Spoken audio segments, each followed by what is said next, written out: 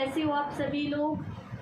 मैंने आपकी क्लास में फर्स्ट वाला जो चैप्टर है जियो में प्रजनन वो स्टार्ट कर रखा है। ऑलरेडी इसके मैं कुछ वीडियो आपको दे चुकी हूँ।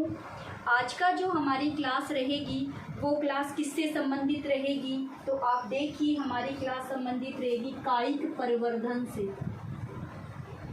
कायिक प्रवर्धन, ठीक है, ये हमारी आज की क्लास है। अब ये है क्या, मेरी बात आराम से सुनिएगा, क्या है ये। देखो अभी तो हम प्रजनन करते आ रहे हैं, हमने किया है एलैंगिक प्रजनन किया है ना, एलैंगिक प्रजनन। तो देखो जो निम्न स्तर के पादप है, निम्न स्तर के जंतु है, एक कोशिकीय जो जीव है, उनके अंदर कौन सा होता है, एलैंगिक प्रजनन पाया जाता है। लेकिन कुछ उच्च स्तर के पादप भी हैं जिनके अंदर एलैंगिक प्रजनन देखने को मिलेगा, लेकिन वहाँ हम उन्हें एलैंगिक प्रजनन नहीं कहेंगे। एलैंगिक प्रजनन की जगह क्या कह देंगे, कायिक परिवर्धन कह देंगे। क्या बोलेंगे, कायिक परिवर्धन कह देंगे। अब हमारा प्रश्न ये बनता है कि हम उसे कायिक प्रवर्धन तो कह रहे हैं, लेकिन किसके आधार पर कहेंगे। तो मेरी बात सुनिएगा, किसके आधार पर कहेंगे। अगर कोई भी पादप है, कोई भी पौधा है, उस पौधे की जड़, तना या पत्ती, ये अगर प्रजनन का कार्य करे, जड़, तना, पत्ती अगर प्रजनन का कार्य कर रहे हैं, तब आप उसे क्या कहोगे, कायिक प्रवर्धन कहोगे। क्या नाम दोगे, कायिक प्रवर्धन। यानी कि पौधे का कायिक भाग जो प्रजनन करने का कार्य करता है, कायिक प्रवर्धन कहलाता है। पौधे का कायिक भाग जो प्रजनन करता है क्या कहलाता है, कायिक प्रवर्धन या कायिक प्रजनन कहलाता है। और पौधे के कायिक भाग है कौन कौन से, जड़, तना और पत्ती। एक जनन भाग होता है जिसे फूल कहते हैं, पुष्प कहते हैं, तो वो तो लैंगिक जनन का काम करेगा। जड़, तना, पत्ती है, ये कायिक जनन का काम करेंगे। जड़, तना, पत्ती में से जो भाग कायिक जनन का भाग कर रहा है, या पौधे का वह भाग जो कायिक जनन की क्रिया को संपन्न करता है, प्रोपीग्यूल कहलाता है। प्रोपेग्यूल कहलाता है। क्या कहलाता है, प्रोपेग्यूल कहलाता है। इंग्लिश में ही ध्यान में रखना है, चाहो तो स्पेलिंग लिख लेना, चाहो तो ऐसे लिख लेना, बट हिंदी क्रम कोशिश मत करना। कोई औचित्य नहीं है उस हिंदी के, क्योंकि उसके जैसे बहुत सारे शब्द देखने को मिलेंगे। तो बस आपको इतना ध्यान में रखना है कि पौधे का वह भाग जो कायिक प्रजनन या कायिक परिवर्धन का कार्य करता है, प्रोपीग्यूल कहलाता है। वो प्रोपीग्यूल जड़ भी हो सकती है, तना भी हो सकता है, पत्तियां भी हो सकती है। मेरी बात इतनी समझ में आ गई। कायिक परिवर्धन किसे कहते हैं, कायिक परिवर्धन एसेक्सुअल प्रजनन का एक प्रकार है जो उच्च स्तरीय पौधों में पाया जाता है। यानी पौधों में आप एलैंगिक जनन शब्द काम में नहीं ले सकते, ठीक है, वो निम्न स्तर के जीवों में काम में लिया जाता है। यहाँ हम क्या काम में लेंगे, कायिक परिवर्धन, कायिक रूट, जड़, तना, पत्तियां, ये प्रजनन का कार्य करेगी। दूसरी बात, आपकी बुक के अंदर इसकी ज़्यादा कोई डिटेल नहीं दे रखी है 12वीं क्लास में, केवल कुछ प्रकार और उदाहरण दे रखे हैं, लेकिन मैं आपको थोड़ा थोड़ा साथ में समझाती भी जाऊंगी। जब मैं नोट सेंड करूंगी तो उसमें केवल मैं आपको नाम और उदाहरण ही लिख के दूंगी, क्योंकि कोई मतलब नहीं बनता कुछ भी याद करने का, जब है ही नहीं, एग्जाम में ही नहीं आने वाली है डिटेल, तो हमें याद करने का कोई फ़ायदे वाली बात नहीं है। इसकी डिटेल थी 11th क्लास में थी, है ना, जहाँ पे आपने रूपांतरित तना, रूपांतरित पत्तियाँ, है ना, रूपांतरित जड़, इनके बारे में पढ़ा होगा, वहाँ ये सब नाम आपको मिलेंगे। तो सबसे पहले हम कायिक परिवर्धन किससे कराएंगे, तने से करवाएंगे। किससे करवाएंगे, तने से कायिक परिवर्धन। यानी जो तना है वो प्रजनन में भाग ले रहा है, तना जब प्रजनन में भाग ले रहा है तो तने में कायिक परिवर्धन कहलाता है। जब तने में जो तना है वो प्रजनन का काम कर रहा है तो क्या कहलाता है? तना कायिक परिवर्धन कहलाता है। इसके कुछ उदाहरण देखिए। सबसे पहला उदाहरण तने के द्वारा, ठीक है, एक को बता दूं, तना जो है वायवीय है, ठीक है, वायवीय होगा यानी ऊपर की तरफ रहेगा। अवायवीय का मतलब मिट्टी के अंदर जमीन में रहेगा। और एक होता है अर्धवायवीय, इसका तने का आधा भाग मिट्टी के अंदर रहेगा और आधा भाग मिट्टी के ऊपर रहेगा। तो उसी के आधार पर हम प्रजनन की क्रिया को संपन्न करवाएंगे तने से। तो पहला देखिए, ऊपरी भूस्तारी। पहला क्या है? ऊपरी भूस्तारिक। क्या है? ऊपरी भूस्तारिक। या फिर इंग्लिश में भी ध्यान में रख लेना, रनर। मेरे अकॉर्डिंग तो ये शब्द ज्यादा सही रहेगा, रनर। रैंग रैंग के चलना, है ना, रैंग रैंग के चलना। तो आप अपने अड़ोस पड़ोस में ऐसे उदाहरण देख के बताओ जो जमीन को छूते हुए आगे की तरफ वृद्धि करते हैं हमेशा। कि मान लो आपने एक यहाँ पे उस पादप को लगाया तो वो जमीन को छूते छूते पूरे इस जगह को कवर कर ले। ऐसा उदाहरण अपने दिमाग में लाओ। आप अपने आड़ोस पड़ोस में ऐसा उदाहरण देख लो, आपकी स्कूल है वहाँ ऐसा उदाहरण आप अपने दिमाग में ला सकते हो कि उसका थोड़ा सा भाग आपने मिट्टी में लगाया और पानी वगैरह दिया, देखते ही देखते ये पूरा एरिया है उस पादप ने कवर कर लिया। है क्या कोई उदाहरण ऐसा दिमाग में आया होगा?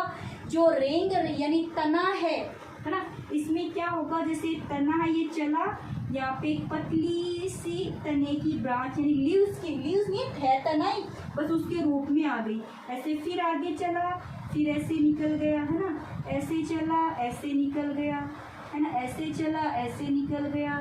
और चलते जाओ, यहाँ से कुछ ऐसे नोड सी बनी, यहाँ से फिर निकल गया, यहाँ कुछ ये नोड सी बनी, यहाँ पे कुछ ऐसे निकल गया।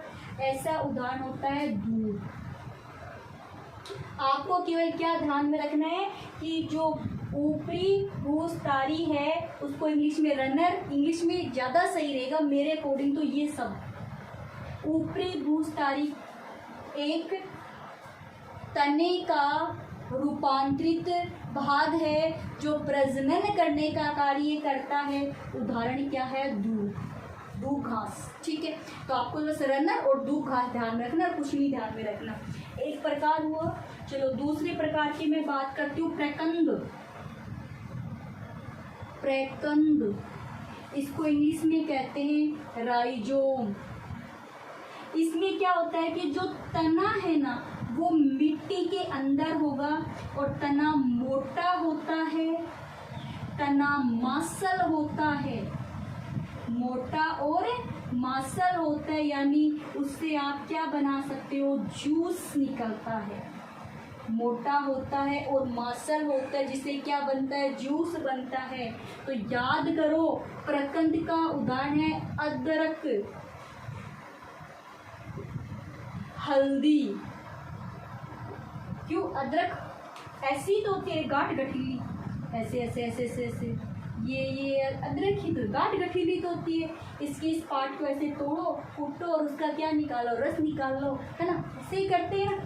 तो यानी कि प्रकंद यानी जब तना है मिट्टी के अंदर होगा, अंतः है, और ये तना मोटा होता है, मांसल होता है ना। और उदाहरण क्या आ जाएगा? अदरक या हल्दी। तो आपको ज़्यादा नहीं ध्यान में रखना, आपको तो प्रकंद का उदाहरण, प्रकंद एक तने का रूपांतरित भाग है जो प्रजनन वाला है, यानी कि अदरक और हल्दी।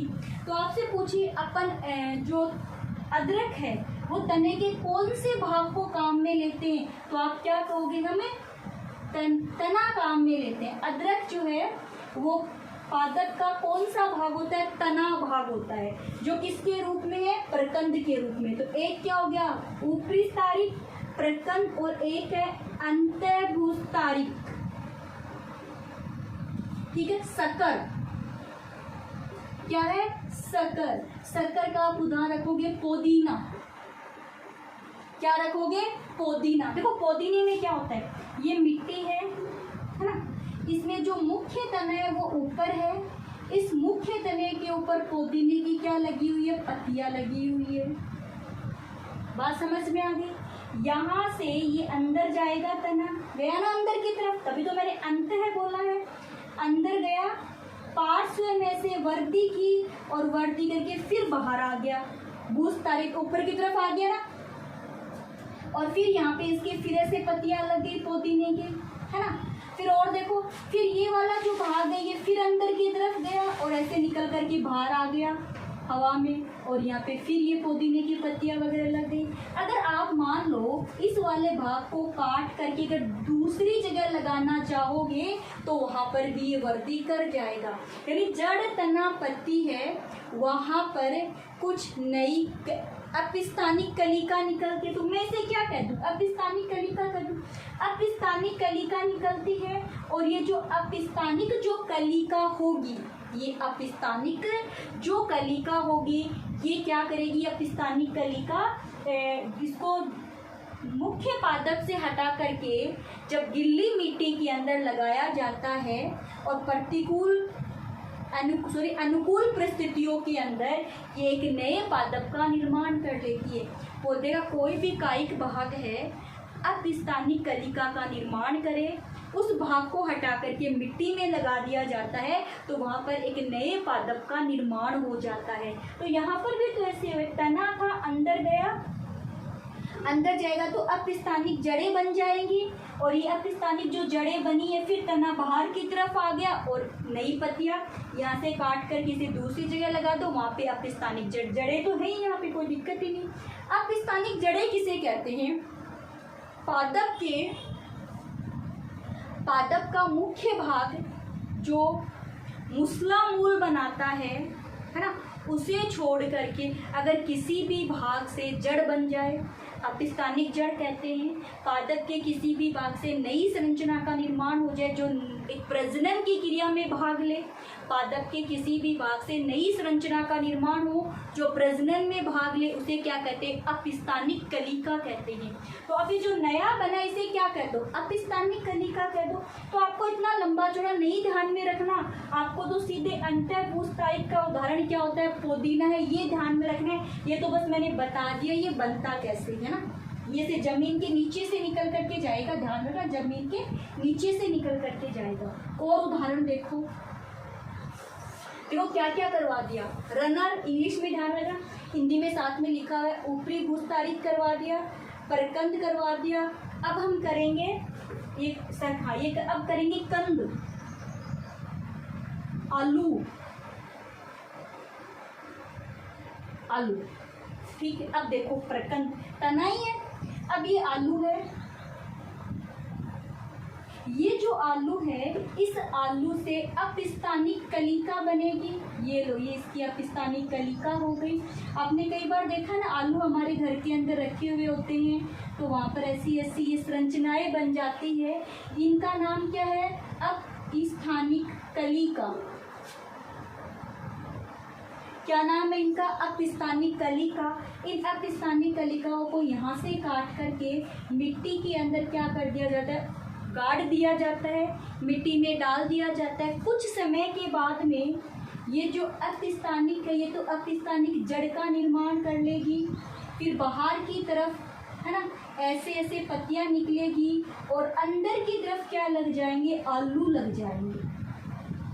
अंदर की तरफ क्या लग जाएंगे, आलू लग जाएंगे और बाहर की तरफ इसकी ये पत्तियां बन जाएगी। तो आपको क्या ध्यान है, कंद का उदाहरण ध्यान में रखना है, आलू है ना। लैंग्वेज ध्यान में रखनी हो तो आप क्या कहोगे कि जो आलू होता है उसके अंदर अपिस्तानिक कलिका का निर्माण हो जाता है। इन अपिस्तानिक कलिकाओं को गीली मिट्टी के अंदर डालने पर लगातार पानी देने, ठीक है, खाद वगैरह देने पर वहाँ पे एक नए पादप का निर्माण हो जाता है जिसमें मिट्टी अंदर की तरफ क्या लगते हैं, आलू लग जाते हैं। ओके बच्चों, तो कंद का हो गया हमारे पास उदाहरण। देखो हमारे पास हो गया भूस्तारित दूब, प्रकंद अदरक और हल्दी, अंतःभूस्तारित कंद है ना। अब आपसे पूछ ले कि आलू का कौन सा, देख लो एक बार स्क्रीनशॉट लेना चाहो तो ले लो, मैं अलग हट गई हूँ, कि आप आलू का कौन सा भाग खाते हो।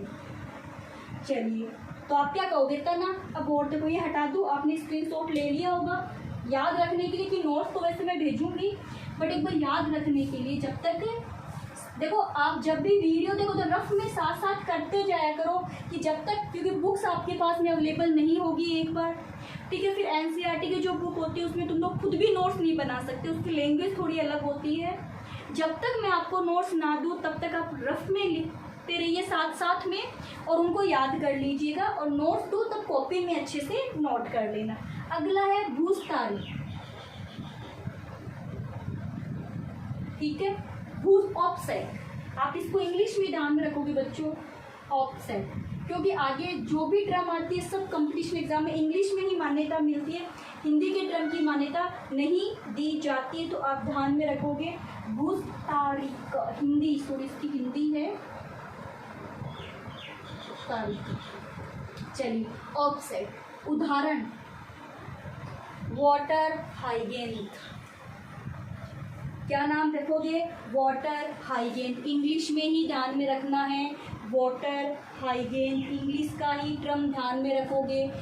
वाटर, हिंदी बताऊंगी, वाटर हाइगेन, बोलो मेरे साथ में, वाटर हाइगेन, वाटर हाइगेन। एक नाम आइकॉर्निया, इसका वैज्ञानिक नाम क्या है, आइकॉर्निया, आइकॉर्निया, इसको बोलते हैं जलकुंभी, जलकुंभी, आइकॉर्निया, आइकॉर्निया, इसका वैज्ञानिक नाम है आइकॉर्निया, वाटर हाइगेंथ ऑक्साइड। इसका अब आगे पर्सन भी करेंगे, बाद में करेंगे, पहले सुन लो।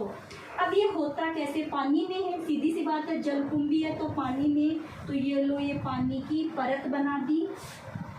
इसकी प्रोसेस में क्या होता है कि ये जो भाग है, ये जो प्लांट है, इसकी जो लीव्स है वो थिक है वाटर में, ठीक है, फ्लेसी होती है यानी मांसल है। इसकी जो ये पत्तियां हैं वो कैसी होती है, मांसल होती है और मोटी होती है। मांसल का मतलब गुद्दीदार, हाथ लगाओगे तो बिल्कुल सॉफ्ट सी लगेगी, गुद्दीदार होती है। यहाँ पे देखिए ये ऐसे ऐसे आगे बढ़ेगी ना, ये वाला ऐसे ऐसे है, ये ऐसे ऐसे ऊपर की तरफ ऐसे ऐसे आगे बढ़ेगा, आगे बढ़ेगा। इसका एक पार्ट ऐसे नीचे, उसमें तो क्या था, नीचे से ऊपर आ रहा था पुदीने में, इसमें ऊपर से नीचे गया और फिर ऊपर जाके फिर यहाँ पर ये लो और लीव्स बन गई, है ना। फिर यहाँ से एक, यही है वो, इसी जोड़ को क्या कहोगे आप, भूस्तारी का ऑफसेट, इसी जोड़ को कहोगे ऑफसेट। फिर ये लो ऐसे नीचे गया, है ना, ऐसे ऐसे ऐसे ऐसे। अब मान लो किसी पानी में पाया जा रहा, आप क्योंकि उसके फूल बहुत सुंदर होते हैं, अब आपको लगे यार ये पौधा तो सजावट के लिए तो बहुत ही अच्छा है ना। कई बार होता है ना कि हम किसी सुंदर चीज़ को देखते हैं, सुंदर इंसान को देखते हैं, है ना, कोई भी सुंदरता है तो अपने आप उसकी तरफ हम आकर्षित हो जाते हैं ना।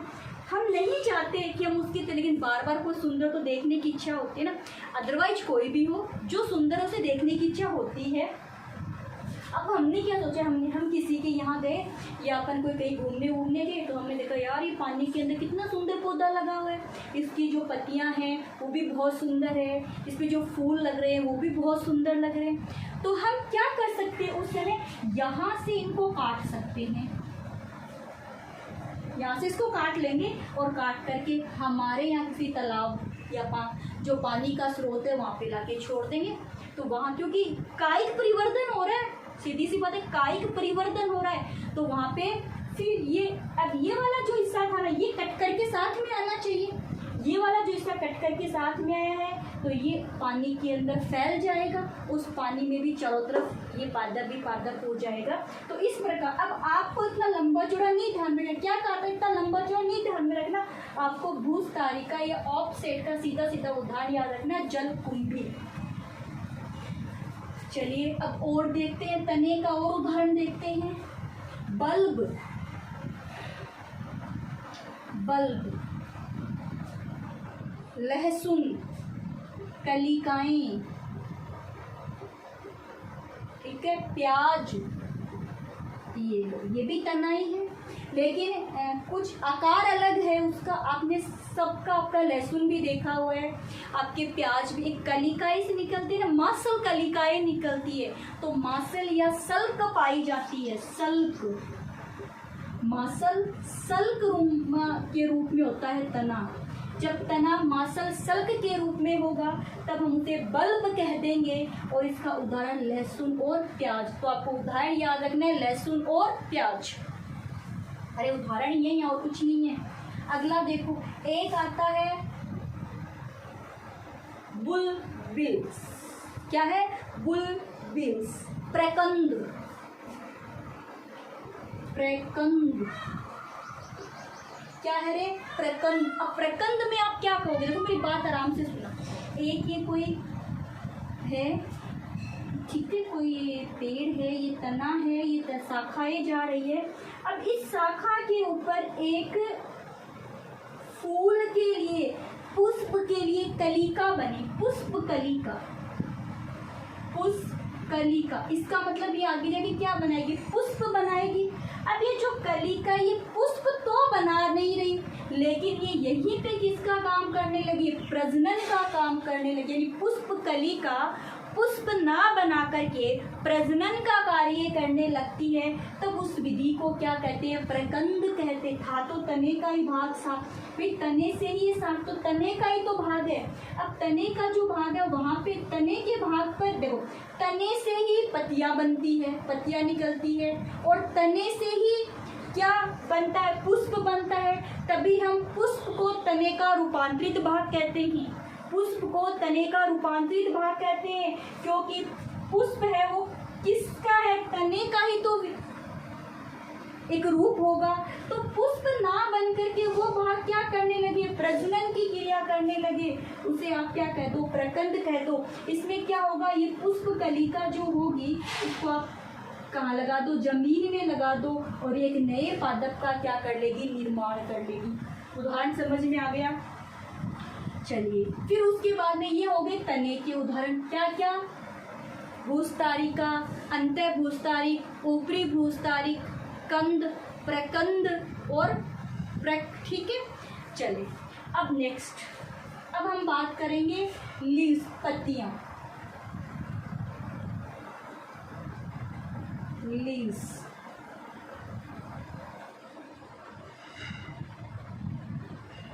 ठीक है। लीव्स, पत्तियों की बात करेंगे तो देखो, एक नाम है ब्रायोफाइलम, पत्थर चट्टा। एक पौधे का क्या नाम है? पत्थर चट्टा, ब्रायोफाइलम। अब ये जो ब्रायोफाइलम है उसकी पत्तियां कुछ इस प्रकार की है। पत्ती है ये एक, ठीक है। अब आपने पत्ती की संरचना जरूर पढ़ी होगी 11वीं क्लास के अंदर। इसके बीच वाला भाग मध्य सिरा, ठीक है, किनारे है ना, जिनको आप इंग्लिश में सब ध्यान रखना, मार्जिन,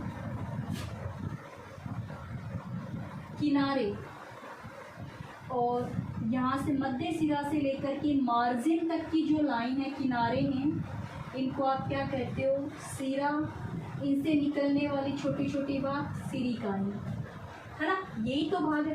अब देखो ये वाला जो हिस्सा है, ये किनारे हैं, ये जो मार्जिन है, यहाँ से अपस्थानिक, यहाँ से अपस्थानिक कलिकाएं बन जाती है। मैंने क्या कहा था?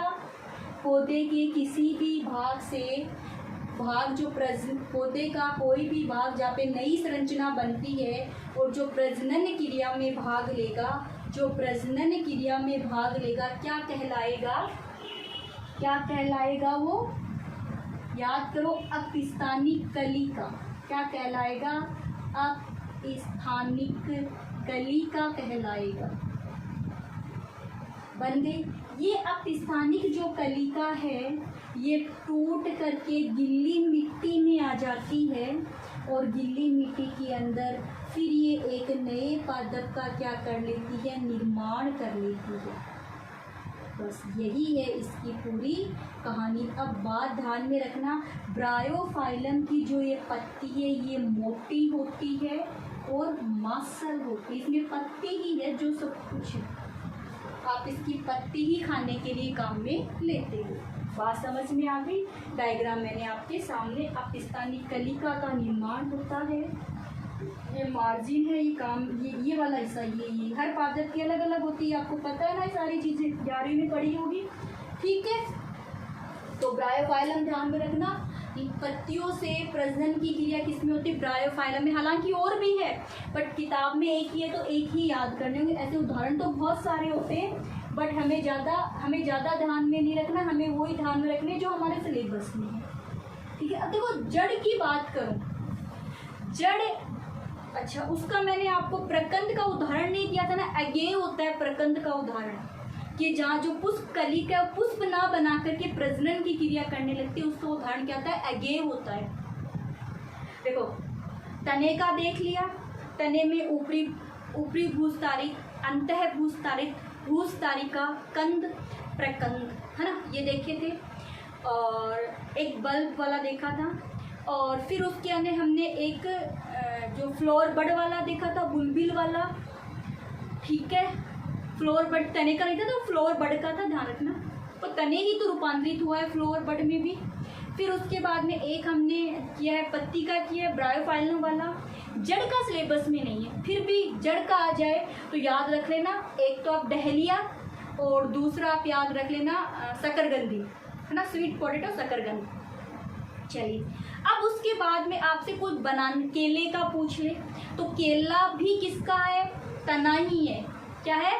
तना ही होता है उसके अंदर भी, तो आप ध्यान में रखना। और वो भी कौन सा प्रकार है? राइजोम वाला प्रकार है, जिसके अंदर क्या आती है? अदरक आती है, हल्दी आती है, उसी ही भाग का, वो भी उसी का है।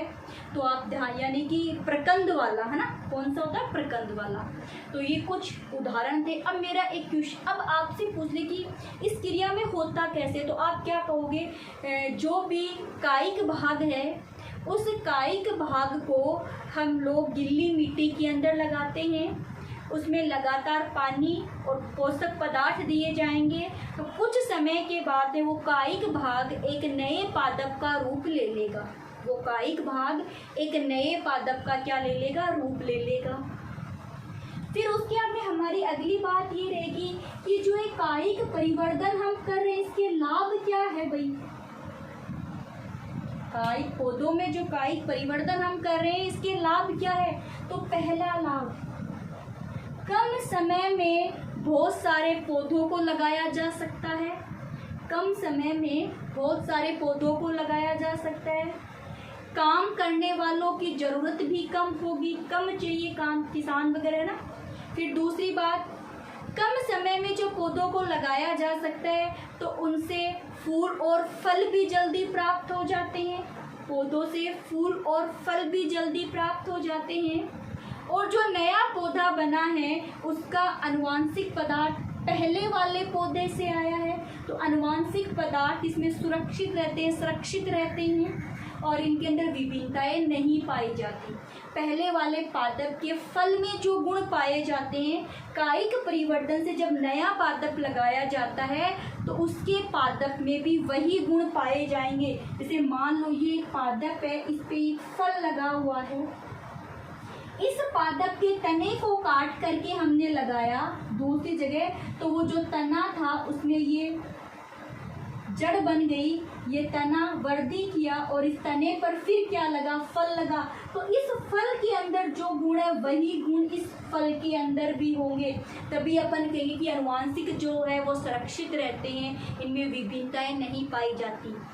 फिर वो पादप जिनमें लैंगिक जनन से प्रजनन नहीं हो सकता, जिनमें पुष्प नहीं लगते, ऐसे पादप जिनमें पुष्प नहीं लगते, वहाँ कायिक परिवर्तन से प्रजनन करवाया जा सकता है। जिनमें पुष्प नहीं लगते वहाँ कायिक परिवर्तन से प्रजनन करवाया जा सकता है। ये इसके लाभ है। कम समय में बहुत सारे पौधे कर सकते, कम समय में फल और सब्जियां हमें प्राप्त हो सकती है, कम जो आनुवांशिक पदार्थ है वो सुरक्षित रहते हैं, विभिन्नताएं नहीं पाई जाती। ऐसे पादप जिनमें लैंगिक जनन नहीं हो सकता, है ना, जिनमें पुष्प नहीं बनते, वहाँ पे कायिक परिवर्तन के दौरान ही क्या होता है? प्रजनन की क्रिया संपन्न होती है।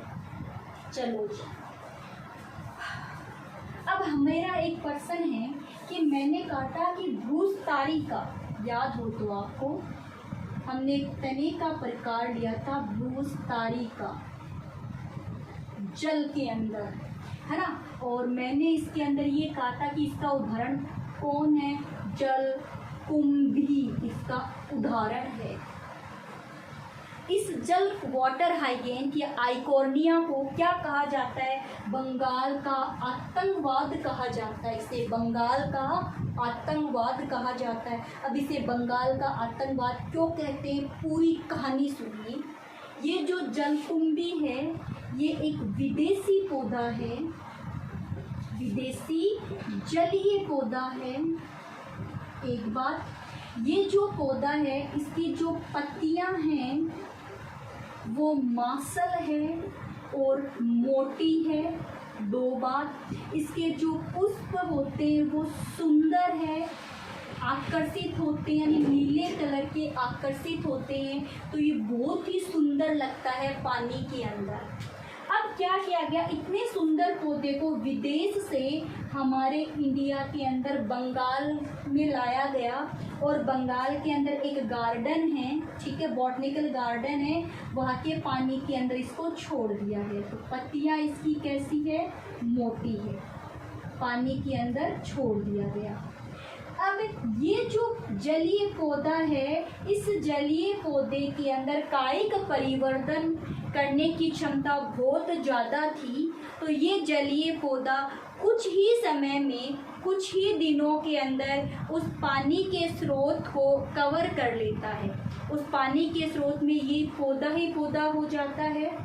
इसके अंदर एक तो कायिक परिवर्तन करने की क्षमता ज़्यादा थी, तो अपने नंबर को ज़्यादा बढ़ा लिया। इसके अंदर वाष्पोत्सर्जन की क्रिया बहुत तेजी से होती थी, जिसकी वजह से उस जल स्रोत का जल सूख गया, वहाँ रहने वाले जीवों की मृत्यु हो गई थी। इसीलिए इसे क्या कहा जाता है, बंगाल का आतंकवाद कहा जाता है। और ये एक प्रकार का क्या है, खरपतवार है, विड्स है, अपने आप ही उग जाता है। धीरे धीरे करके उसने पूरे पानी के स्रोत को क्या कर लिया था, कवर कर लिया था। देखो अब लाया तो क्यों गया था, सुंदर था दिखने में, भाई इसकी पत्तियां मोटी थी, मांसल थी, आइकोर्निया, इसको वाटर हाइगेन कहते हैं, है ना। इसके जो पुष्प भी बहुत सुंदर लगते, सजावट के लिए लाया गया था। बट किसे क्या पता ये हमारे लिए क्या होते हैं, नुकसानदायक होते। तो ध्यान में रखना, अभी थोड़ी देर पहले क्या समझाया था कि जो सुंदर चीज़ होती है उसकी तरफ अपने आप आकर्षित हो जाते हैं, है ना। ये बात सही है, हर सुंदर चीज़ हमें आकर्षित करती है, बट हर सुंदर चीज़ हानिकारक होती है, ये बात भी ध्यान में रखना। इसका उदाहरण मैंने दे दिया कि इंडिया में क्या सोचा गया कि विदेशी देखो कितना सुंदर पौधा है, तो क्यों ना क्यों हम हमारे यहाँ लेके चले जाए सुंदरता बढ़ाने के लिए। सुंदरता तो बढ़ी कि नहीं बढ़ी ये पता नहीं, लेकिन उस पानी के स्रोत को इसने पूरे के पूरे को सुखा दिया। तब इसे सबसे पहले बंगाल में लाया गया था, इसीलिए इसे बंगाल का आतंकवाद कहते हैं। अब आप भी ध्यान में रखना, जो सुंदर दिखेगा वो बिकता जरूर है, जो सुंदर दिखता है बिकता है, लेकिन वो हानिकारक होता है, ये बात आप भी ध्यान में रखना। तो ये पौधा भी क्या था, हानिकारक था। परीक्षा में क्वेश्चन पूछा जाता है कि किस पौधे को बंगाल का किस जलीय पौधे को बंगाल का आतंकवाद कहते हैं और क्यों। तो जलीय पौधे का नाम क्या है, जलकुंभी है, वाटर हाइगेन कह सकते हो, आइकोर्निया इसका वैज्ञानिक नाम होता है, ठीक है। फिर आप क्या कहोगे, ये विदेशी पौधा था, जो इसकी पत्तियां मोटी और मांसल थी और इसमें सुंदर पुष्प लगते थे। इस पौधे को बंगाल के अंदर लेके आया गया था, है ना, पानी के स्रोत में डाला, लेकिन इसके अंदर कायिक परिवर्तन की क्षमता बहुत ज़्यादा पाई जाती थी। इसने कुछ ही समय के बाद में, कुछ ही दिनों के अंदर उस पानी के स्रोत को कवर कर लिया। चारों तरफ आइकोर्निया ही हो गए थे। इसमें वाष्पोत्सर्जन की क्रिया बहुत तेज़ी से होती है, जिससे वहाँ जो जल स्रोत का पानी सूख गया था और अन्य जीवों की मृत्यु हो गई थी। इसीलिए इसे क्या कहते हैं, बंगाल का आतंकवाद कहा जाता है। और भूस्थारित है किसका रूप है, तने का रूप है। पत्तियां जो है ना, ये तना है, ये मोटी जो पत्ती, ये तना रूपांतरित हो गया पत्तियों के अंदर। इतनी बात आपको ध्यान में रखनी होगी। तो आज की हमारी जो क्लास थी वो किससे संबंधित थी, कायिक परिवर्तन से संबंधित थी। आगे वाली क्लास के अंदर अपन पढ़ेंगे लैंगिक जनन की बात करेंगे। हम लोगों ने क्या क्या देख लिया, अलैंगिक जनन किसे कहते हैं, अलैंगिक जनन की विधियां देख ली। दूसरा हमने कायिक परिवर्तन देख लिया। कायिक परिवर्तन ध्यान में रखना अलैंगिक जनन का एक रूप है, लेकिन पौधों में अलैंगिक जनन शब्द ना यूज करके हम कायिक परिवर्तन शब्द को काम में ले लेते हैं। तो आप सभी को आई होप ये टॉपिक समझ में आ गया होगा। वीडियो से मैंने आपसे ये कहा था कि जब भी वीडियो देखो तो रफ कॉपी साथ में रखो, कुछ अच्छी चीज़ें नोट करते हुए चलो।